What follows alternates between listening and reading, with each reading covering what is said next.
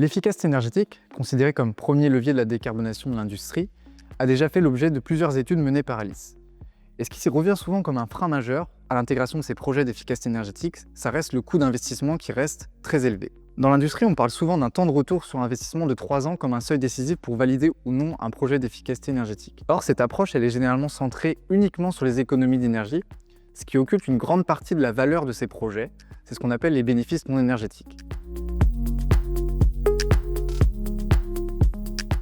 Alors, les bénéfices non énergétiques, c'est en fait tous les impacts positifs additionnels des projets d'efficacité énergétique qui vont au-delà des économies d'énergie. Ils permettent d'améliorer la rentabilité et l'attractivité de ces investissements. Par exemple, ces bénéfices vont concerner une amélioration des conditions de travail et de sécurité, une diminution des coûts de maintenance, une génération d'économies des ressources en eau. Ce sont donc des impacts à la fois opérationnels, humains, environnementaux. Bien souvent, on arrive à monétiser ces bénéfices, c'est-à-dire en leur donnant une valeur positive pour la compétitivité des entreprises. Et les bénéficiaires sont évidemment les entreprises qui investissent dans ces projets, mais aussi l'État et la société, par exemple dans le cas d'une amélioration de la qualité de l'air, qui a un impact positif sur la santé publique.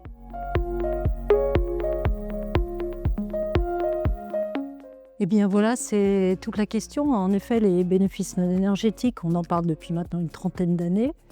Pendant ces 30 ans pratiquement, on pensait que le principal obstacle pour les analyser, les intégrer dans les projets, c'était un manque de données. En fait, on se rend compte maintenant que le point clé, c'est la méthodologie. Donc, la première méthodologie existante, à ma connaissance aujourd'hui, qui soit applicable, pertinente, s'appelle M-Benefits et elle permet de rentrer dans une analyse complémentaire à l'analyse énergétique d'une façon extrêmement simple, documentée, exhaustive, en dialogue avec l'entreprise. Et c'est de cette manière qu'on arrive à révéler ces bénéfices non énergétiques, d'abord à les identifier, ensuite à les traduire dans une évaluation financière, avec un avantage extrêmement important, c'est que ça augmente la rentabilité et l'attractivité des projets. Par exemple, on peut rappeler que sur les évaluations pilotes qu'on a faites dans le cadre d'un gros projet européen, eh bien, les bénéfices non énergétiques représentaient en fait 2/3 des recettes de ces investissements.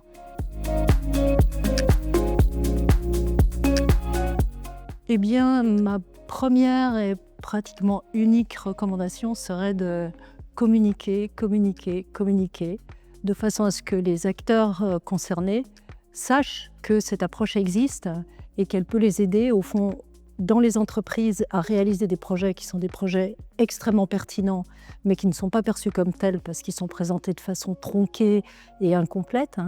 Et puis pour tous les gens de l'énergie, les energy managers, les ingénieurs, les bureaux d'ingénieurs, eux, ça leur donne la possibilité de vendre plus de projets et d'avoir plus de projets qui soient réalisés. Alors, pour les industriels et les fournisseurs de solutions particulièrement, nous recommandons de se former à la méthodologie des bénéfices non énergétiques et de diffuser leur approche.